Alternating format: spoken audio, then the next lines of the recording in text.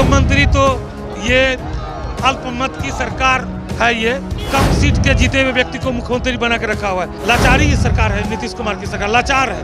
वो कुर्सी कुमार है, उल्टे सरकार उसको पिटवाने का काम किया। ये सरकार निकम्मी सरकार है, नीतीश कुमार की सरकार। पलटूराम ये निश्चित रूप से जल्दी जाने वाले हैं। नमस्कार, मेरा नाम निशा ओझा है और आप DDW 24 न्यूज़ देख रहे हैं। आज 8 दिसंबर है, जिस दिन किसानों ने ये ऐलान किया है भारत बंद का। और इस वक्त मैं पटना की सड़कों पर हूँ, डाक बंगला चौराहा, जहाँ पे तमाम विपक्षी दल जो है वो भारी मात्रा में यहाँ पे मौजूद है, सपोर्टर्स मौजूद है जो किसानों का समर्थन करते हुए नजर आ रहे हैं। सर, जिस तरह से 5 बार बातें हो चुकी है केंद्र सरकार और किसानों के बीच, लेकिन अब तक कोई निष्कर्ष निकल के नहीं आया। कोई निष्कर्ष निकलने वाली नहीं है। जब तक ये टोटल बिल, तीनों बिल नरेंद्र मोदी वापस नहीं लेंगे, तब किसान किसी भी तरह का समझौता नहीं कर सकते हैं। और ये किसान विरोधी बिल ही नहीं है, आम जन विरोधी बिल है। इस बिल को आने से, पास करवाने से पहले ही अडानी अंबानी ने पूरा वो स्टोरेज करने का पंजाब में और हरियाणा में उन्होंने खोल रखा है। सैकड़ों एकड़ ज़मीन लेके उसने स्टॉक करने का कर लिया है। और ये जब बिल यदि मान लीजिए नहीं ये पास करेंगे तो ये आम जनों को आटा 100 रुपया किलो मिलेगा, चावल भी 200 रुपया किलो मिलेंगे। आप अभी आलू खा रहे हैं ना, कैसे 60 रुपया किलो? क्यों? पूरा किसान के पास कितना क्या दर लेता है आलू, आपको नहीं पता है? 10 रुपया किलो लेता है और 60 रुपया किलो बिक रहा है। क्योंकि ये जो है ये ऐसा विरोधी बिल है, किसान विरोधी। आप तीसरा बिल का बात बोलते हैं, तीसरा जो सेक्शन है, नंबर है, वो है कॉन्ट्रैक्ट, कि कॉन्ट्रैक्ट करेगा किसानों के साथ। मान लीजिए आज गेहूँ 20 रुपया किलो, 5 साल का कॉन्ट्रैक्ट करेगा, 20 रुपया किलो गेहूँ, तो 5 साल लगातार उसको देना पड़ेगा किसानों को। यदि बाजार में 30 रुपया किलो गेहूँ हो गया तो वो किसान नहीं बेच पाएंगे। जो जहाँ, जैसे बिहार का है, हम बिहारी हैं, बिहारी की सिख है। मैं खुद ज़मींदार, मैं खेत जोतने वाला कृषक वर्ग से आता हूँ, मैं कटिहार से आता हूँ, मुझे अच्छी तरह से पता है किसान। मैं ट्रैक्टर चलाता हूँ। ये किसान यदि कौन सा अनाज किस ज़मीन में हमारा होगा वो अपनी मर्जी से बोता है और अपनी मर्जी से काटता है। ये बड़े बड़े जो, जब आप कॉन्ट्रैक्ट करेंगे, बड़े बड़े जो अडानी अंबानी की कंपनी है, ये उसको ज़बरदस्ती यही लगाना होगा। ये नीलाहा खेती जो हुआ था, महात्मा गांधी ने विरोध किया था चंपारण में, उससे भी बड़ा खराब कानून ये है। अंग्रेज़ों से भी बड़ा और ख़राब कानून इन्होंने लाया है। और पार्लियामेंट में कैसे पाया, हम लोगों ने देखा है, हम एमए पास है, मुझे मालूम है। 12 दिन के आंदोलन के बाद जिस तरह से किसान बैठे हुए हैं हरियाणा दिल्ली के बॉर्डर पर, केंद्र सरकार का एक बयान आता है कि हम बात करके कुछ आह्वान कर सकते हैं, लेकिन बिल वापस नहीं होगा।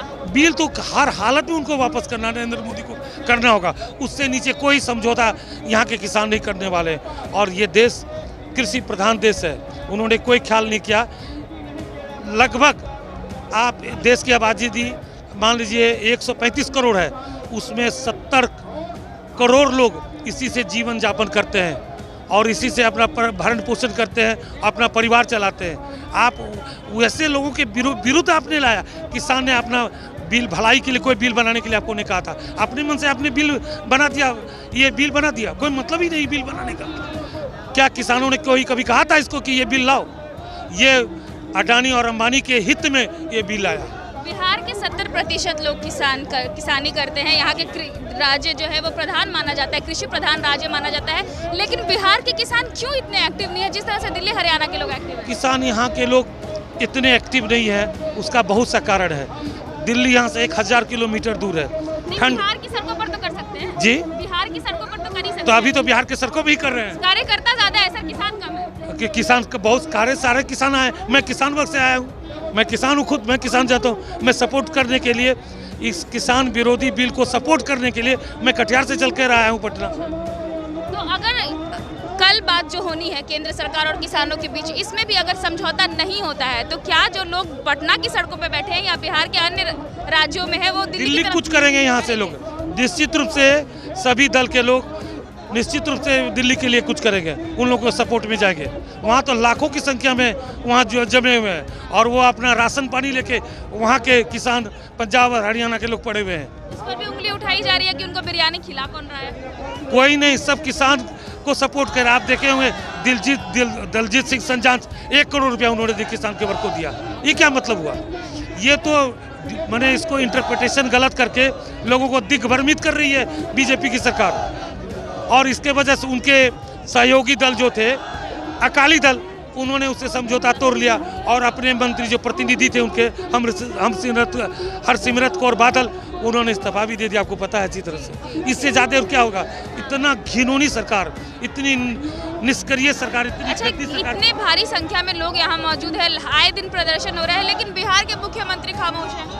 जी, बिहार के मुख्यमंत्री खामोश हैं। मुख्यमंत्री तो ये अल्पमत की सरकार है, ये कम सीट के जीते हुए व्यक्ति को मुख्यमंत्री बना के रखा हुआ है। लाचारी ये सरकार है, नीतीश कुमार की सरकार लाचार है।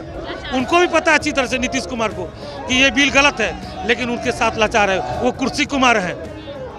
कुर्सी कुमार जो है सिर्फ कुर्सी को देख रहे हैं, देख नहीं रहे किसानों को। तो लोग अब समझ गए हैं, अब उन लोगों ने गलती कर चुका है। और निश्चित रूप से आप देखे होंगे बीजेपी को ज़्यादा आई वोट और इनको कम सीट आई। उसका कारण क्या है? ये कुर्सी कुमार। आप बोलिए ना, 15 साल में राज किया, इन्होंने एक भी कोई कल कारखाना लगाया? यहाँ के लोग क्यों जाते हैं बाहर? जब बाहर से आए, जब आप कोरोना पीरियड हुआ, उनको इन लोगों ने नीतीश की सरकार पिटवाने का काम किया, बल्कि इन्होंने ये आदेश दे दिया जो जहाँ वहीं रहें। जब वहाँ पर लोगों को बेबसी था, जब लोगों को वहाँ से भगा दिया, तब वो लोग पैदल, अब बड़ी बुरी हालत से आप आए। आप देखे होंगे मेरे तो आँख के आंसू निकल गए थे जब हमने देखा क्या हो रहा है। उस सरकार को लेके आना चाहिए था, यहाँ से सवारी भेजकर, उल्टे सरकार उसको पिटवाने का काम किया। ये सरकार निकम्मी सरकार है, नीतीश कुमार की सरकार। इसको भी जाना होगा। और इन लोगों में निश्चित रूप से ये बीजेपी के साथ जो गठबंधन किए हैं ना पलटू राम, ये निश्चित रूप से जल्दी जाने वाले हैं। यहाँ पर आप देख सकते हैं किस तरह से जो है वो प्रदर्शन की जा रही है तमाम विपक्षी दलों के द्वारा। हम लगातार आपको तस्वीरें दिखा रहे हैं और हम अब पीछे चलेंगे जहाँ पर मैं आपको दिखाती हूँ आरजेडी के जो कार्यकर्ता है, जो सपोर्टर्स है, वो किस तरह से प्रदर्शन कर रहे हैं। यहाँ आप देख लीजिए, लगातार भारत से सरकारी अनाज मांगना बंद करो, यहाँ पर किस तरह से बैनर्स पोस्टर लेकर के ये वो सरकार के खिलाफ नारेबाजी यहाँ पर कर रहे हैं। मैम, जिस तरह से केंद्र सरकार जो है वो किसानों से बात करने की कोशिश कर रही है, अब तक 5 बार मीटिंग भी हो चुकी है, लेकिन कोई निष्कर्ष नहीं निकला है। उसके बाद केंद्र सरकार का ये बयान आता है कि हम जो कल मीटिंग करने वाले हैं उसमें हम कुछ संशोधन करेंगे, बिल में वापस नहीं लेंगे। ये किस तरह का संशोधन करना चाहती है केंद्र सरकार, मुझे समझ में नहीं आ रहे हैं। ये वही तीनों काले कानून है। जब पूरा देश जो है वैश्विक महामारी से जूझ रहा था, तब ये चोरी और चुपके से इन्होंने ये तीनों काले कानून को लागू किया, लेकर के आए सामने लोगों के बीच में। अगर ये इनकी मंशा सही होती तो ये उस टाइम में ही जो किसानों के एक प्रतिनिधि को बुला करके बैठ करके वार्तालाप करते। अभी ये जो सरकार है वो ढोंग कर रही है, वो सारे लोगों को सड़कों पे उतार चुकी है। इसके पहले आपने देखा होगा किस तरीके से शाहीन बाग में सीए और एनआरसी को लेकर के लोग प्रदर्शन कर रहे थे। उसके बाद आपने देखा होगा कि लॉकडाउन में कैसे मजदूर सड़कों पे उतरे थे। तो लगातार ये सरकार जो है लोगों को घरों से निकाल करके सड़कों पे उतारने का काम कर रही है। सारी कंपनियां तो बेच चुके हैं, ये लोग बेरोजगार हो चुके हैं। बिहार और अगर देश की हम बात करें तो बेरोजगारी चरम सीमा पे है।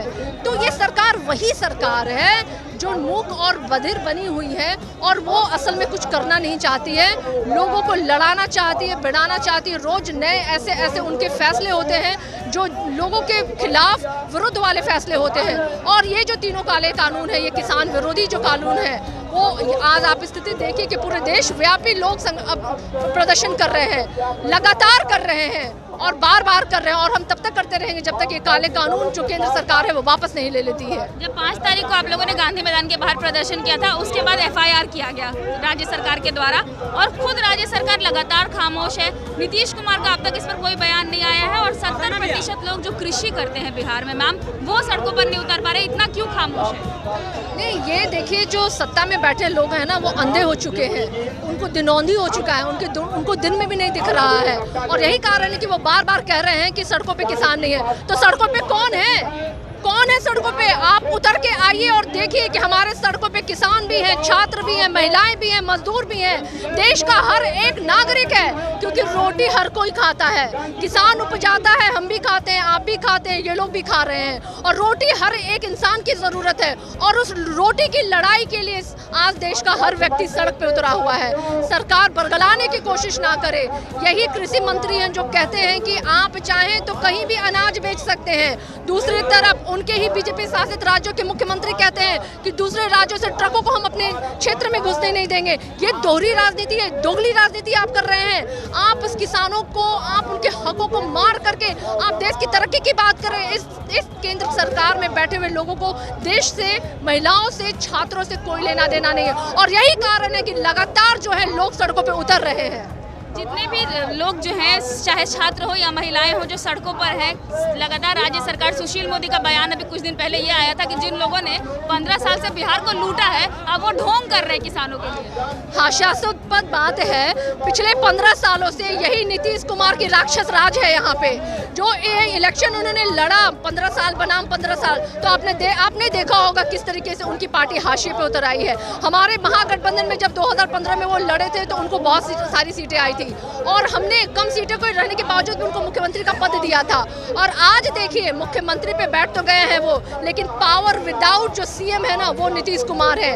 आज वो दाहिने बाएं देख नहीं पा रहे हैं। उनकी जो बीजेपी ने है उनको हाईजैक कर रखा है, और यही कारण है कि नीतीश कुमार जी के मुंह से चू नहीं निकल रहा है। ना वो किसानों के मसले पे बोल रहे हैं, ना महिलाओं के मसले पे बोल रहे हैं, ना मजदूरों के मसले पे बोल रहे हैं, क्योंकि उनको सिर्फ और सिर्फ एक ही चीज करने आती है, सत्ता में बैठ करके सत्ता का मलाई उनको चखने आता है। और वो इसीलिए यही कारण है कि नीतीश कुमार जी आज वो भी मुख्यमंत्री जो है ना, हमारे प्रधानमंत्री के साथ ठगबंदी करके आज मूक और बधिर बने हुए हैं।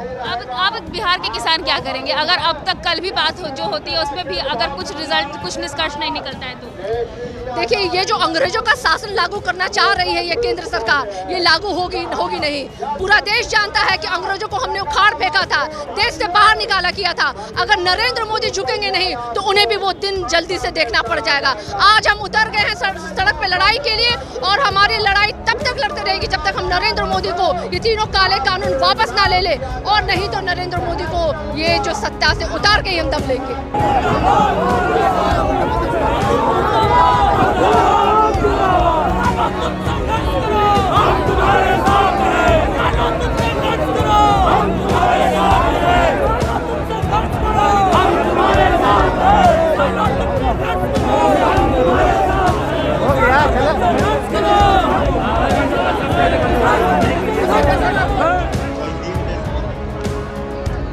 तो जैसा कि आप देख सकते हैं कि भारत बंद के बीच जिस तरह से यहाँ आंदोलन हो रहा है पटना के डाक बंगला चौराहे पर, और यहाँ पर आप तस्वीरों में देख सकते हैं किस तरह से पुलिस बल और कार्यकर्ताओं के बीच जो झड़प हो गई है, अब जो भीड़ है वो उग्र होती हुई नजर आ रही है। यहाँ पर हाथापाई हो रही है और लगातार जो है वो नारे लगाए जा रहे हैं सरकार के खिलाफ। आप तस्वीरों में देख सकते हैं किस तरह से उग्र हो गए हैं भीड़, और इस तरह से जो है वो किसानों, वो कार्यकर्ताओं और पुलिस बल के साथ जो है वो यहाँ हाथापाई होती हुई नजर आ रही है।